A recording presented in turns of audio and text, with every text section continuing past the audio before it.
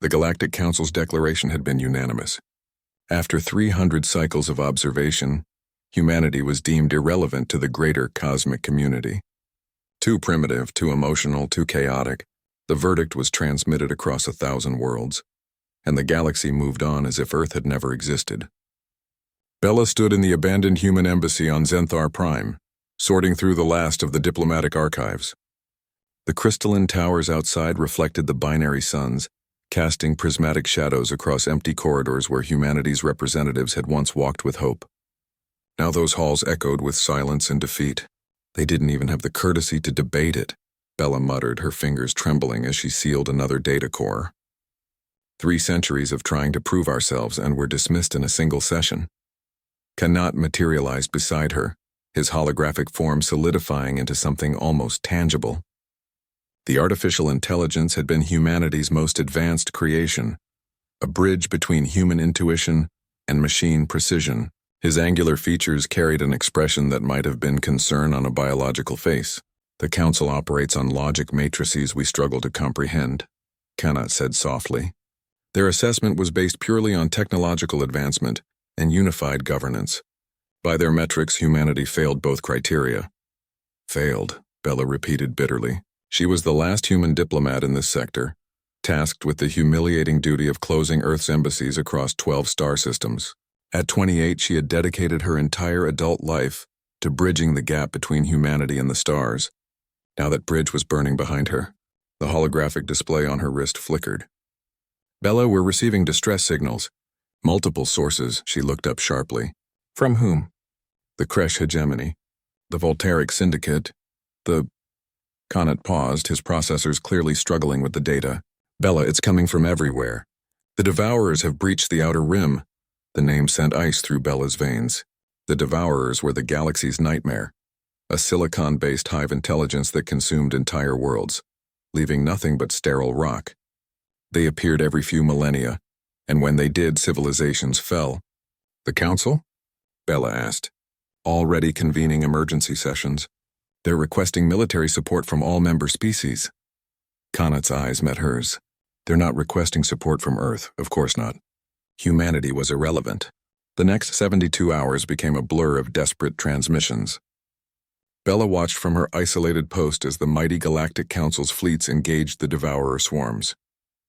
The Kresh with their living ships and quantum weaponry, the Voltaics, masters of gravitational manipulation, the Zentharians, whose shield technology was considered impenetrable.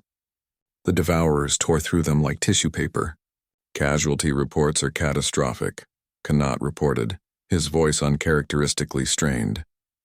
The Kresh lost 60% of their fleet in the first engagement. The Voltaic defensive line has collapsed. The Council is evacuating core worlds.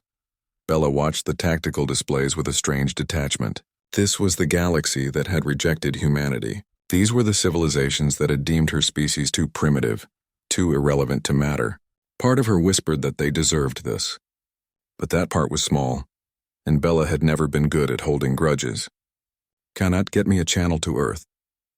Bella, Earth's military is nowhere near Council standards. Our largest warship would be considered a patrol craft by their metrics. We have no energy shields, no quantum drives, no... Get me the channel. 40 minutes later, she was speaking directly to Admiral Chen at Earth's Orbital Defense Command. The woman's weathered face filled the screen, gray hair pulled back in a regulation bun. Ambassador Reeves, Chen said formally. I assume you're calling about the galactic situation. Admiral, the Council never requested our assistance. Officially, Earth remains uninvolved. Officially? Chen's lips twitched. And unofficially? Unofficially, I'm a human being watching genocide on an unprecedented scale. And I can't just stand here. Chen was quiet for a long moment. Then she nodded. Neither can I, neither can any of us. Give me coordinates. What humanity lacked in advanced technology, they compensated for with something the Council had never properly evaluated: adaptability born from centuries of warfare among themselves. Humans had perfected the art of killing other humans with frightening efficiency, and those lessons translated well to new enemies. The Earth Defense Fleet emerged from slipspace 6 days later, 1,700 ships from massive carriers to small frigates, all bearing the blue and white insignia of a planet the galaxy had forgotten. They weren't pretty ships, these human vessels. They were blunt, angular, covered in armor, plating, and kinetic weapons that seemed almost barbaric compared to elegant energy beams. Bella watched from the Valiant, humanity's flagship, as they entered the war zone. Kanat stood beside her on the bridge, his presence a comfort in the chaos.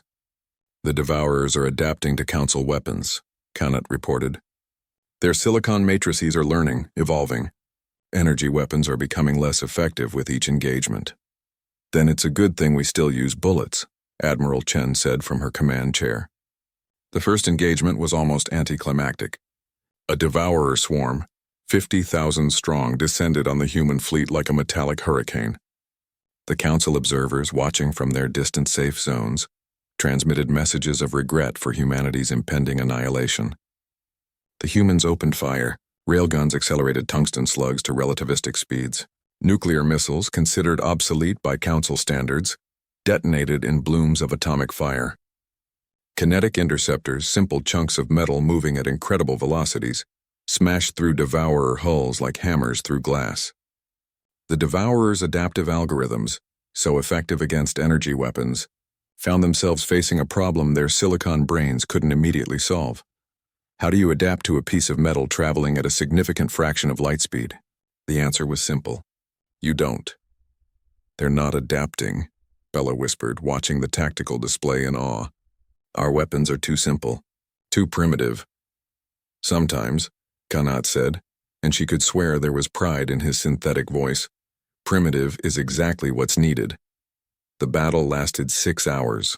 When it ended, the Devourer swarm was debris, and humanity had lost 300 ships with 2,000 crew. It was the bloodiest day in Earth's spacefaring history. It was also the first time in recorded galactic history that the Devourers had been decisively defeated in open combat. The transmissions from the Council came immediately. Requests for assistance, pleas for aid, offers of technology, territory, trade agreements. Everything they had denied humanity for 3 centuries suddenly placed on the table. Bella stood on the observation deck watching the wreckage drift past, thinking of the crew members who would never return home. Kanat joined her, his holographic form reflected in the viewport. The Council is asking what humanity wants in exchange for our assistance, he said quietly. What do we want? Bella laughed, a tired, bitter sound. What do we want from the people who declared us irrelevant? Who told us we weren't good enough to join their club? She turned to face him, and in her eyes was something that made even an artificial intelligence pause. Not anger, not vindication, something far more human. Tell them we want nothing, Bella said. Tell them we're doing this because it's the right thing to do, because when we see people suffering, we help. That's what humans do. We're too primitive to understand the logic of letting civilizations die. We're too emotional to stand by and watch. We're too chaotic to follow their neat calculations about acceptable losses. She pressed her hand against the viewport, looking out at the galaxy that had rejected her species. Tell them we're irrelevant, but we're here anyway. Kanat was silent for a long moment. Then his lips curved into what might have been humanity's first genuine smile from a synthetic intelligence. I'll relay the message exactly as stated, he said. Though I suspect the Council will find the irony uncomfortable.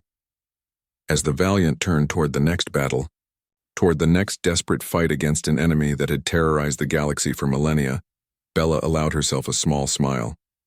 Humanity hadn't been invited to the galactic community. They had kicked down the door anyway. And the galaxy would never be the same.